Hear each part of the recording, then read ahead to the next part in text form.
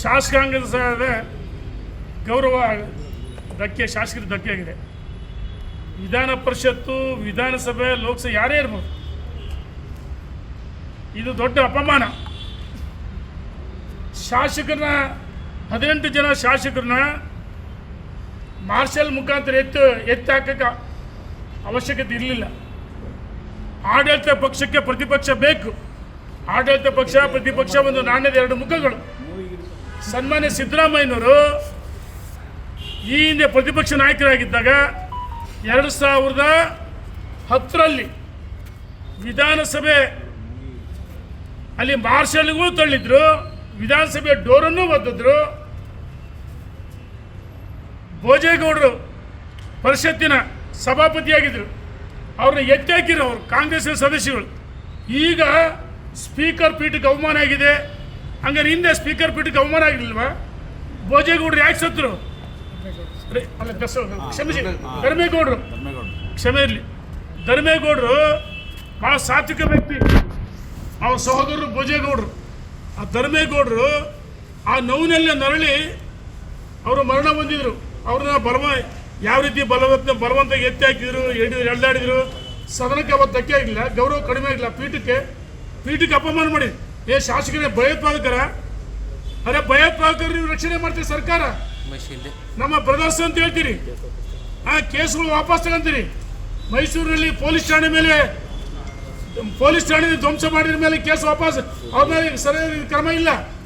ಹಿಂದೆ ಇದೇ ಬೆಂಗಳೂರಿನಲ್ಲಿ ಅಖಂಡ ಶ್ರೀನಿವಾಸ್ ಒಬ್ಬ ದಲಿತ ಶಾಸಕ, ಅವ್ರ ಮೇಲೆ ಮನೆ ಮೇಲೆ ನುಗ್ಗಿ ಕಲ್ಲು ತೂರಾಟ ಮಾಡಿ ಯಾವುದೋ ಒಂದು ಸಣ್ಣ ಪೋಸ್ಟ್ ಹಾಕಿದಕ್ಕೆ ಅವ್ರಿಗೆ ರಕ್ಷಣೆ ಇಲ್ಲ. ಅವರು ನಿಮ್ಮ ಪಕ್ಷನೇ ಬಿಟ್ಟೋದ್ರು. ಹುಬ್ಬಳ್ಳಿಯಲ್ಲಿ ಆ ಮೌಲ್ಯಗಳು ಕಲ್ಲು ತೂರಾಟ ಮಾರ್ಕಾಸ್ತ್ರಗಳನ್ನು ಬಳಸಿದ್ರು. ಆ ಕೇಸ್ಗಳು ವಾಪಸ್ ಪಡೆಯೋಕೆ ಕೊಟ್ಟಿದ್ರಿ. ಡಿಜೆಹಳ್ಳಿ ಕಲ್ಲಹಳ್ಳಿ ಇದು ಡಿಜೆಹಳ್ಳಿ ಕೆಜೆಹಳ್ಳಿ ಘಟನೆ ನಮ್ಮ ಕಣ್ಮುಂದಿದೆ. ಅಂತ ಒಬ್ಬ ಸಚಿವರು ಮಾಡ್ಕೊಂಡಿದ್ರಿ ಜಮೀರ್ ಅಹಮದ್ ಅಂತ ಮತಾಂತರನ. ಇವತ್ತು ಸರ್ಕಾರ ರೈತ ವಿರೋಧಿ ಸರ್ಕಾರ, ಹಿಂದೂ ವಿರೋಧಿ ಸರ್ಕಾರ. ಇದು ಕೇವಲ ಅಲ್ಪಸಂಖ್ಯಾತರ ಸರ್ಕಾರ. ಅಲ್ಪಸಂಖ್ಯಾತ ಓಲೈಸಿಗೋಸ್ಕರ 4% ಅದೇ ಯಾವುದೇ ಧರ್ಮ ಆಧಾರದ ಮೇಲೆ ಗುತ್ತಿಗೆ ಕೊಡ್ತಾರಂದರೆ ನಾಚಿಕೆ ಆಗಬೇಕಲ್ಲ ಇವರಿಗೆ. ಯಾಕೆ ಬೇರೆ ಪಂಗಡಗಳು ಇಲ್ವಾ? ನಿಮಗೆ ಕೇವಲ ಮುಸಲ್ಮಾನರು ಹಂಗಂತೇಳಿ ನಾವು ಅಲ್ಪಸಂಖ್ಯಾತರ ವಿರೋಧಿಗಳಲ್ಲ, ಮುಸಲ್ಮಾನ ವಿರೋಧಿಗಳಲ್ಲ. ಆದರೆ ಧರ್ಮದ ಆಧಾರದ ಮೇಲೆ 4% ನೀವು ಹಣವನ್ನು ಅವರಿಗೆ ಮೀಸಲಿಡ್ತೀರಿ. ಟೆಂಡರ್ ಕರಿಗೆ ಅವಕಾಶ, ಅವ್ರಿಗೆ ಮಾತ್ರ ಗುತ್ತಿಗೆಗೆ ಅವಕಾಶ, ರಿಸರ್ವೇಷನ್ ಇಡ್ತೀರಿ. ಆ ಬಿಲ್ ಪಾಸ್ ಮಾಡೋಕ್ಕೋಸ್ಕರ ನೀವು ಶಾಸಕರ ಹೊರಗಡೆ ಎತ್ತಿ ಹಾಕಿರಿ. ಅವರ ಭಯೋತ್ಪಾದಕರ. ಈ ಸ್ಪೀಕರ್ ಕಾಂಗ್ರೆಸ್ ಏಜೆಂಟು ಆ ರೀತಿ ವರ್ತನೆ ಮಾಡ್ತಿದ್ದಾರೆ. ಏನು ಶಾಸಕರೇನು ಬೇಕಾಬಿಟ್ಟು ಇದು ಮಾಡ್ತಾರೆ?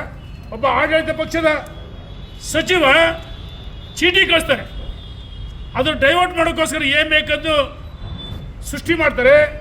ಈ ಸರ್ಕಾರ, ನಾನು ಹೇಳಕ್ಕೆ ಇಚ್ಛೆಪಡ್ತೀನಿ, ರೈತ ವಿರೋಧಿ ಸರ್ಕಾರ, ಹಿಂದೂ ವಿರೋಧಿ ಸರ್ಕಾರ, ಜನ ವಿರೋಧಿ ಸರ್ಕಾರ. ಅವಶ್ಯಕತೆ ಇರಲಿಲ್ಲ. ನಾನು ಕೇಳಕ್ಕೆ ಇಚ್ಛೆಪಡ್ತೀನಿ.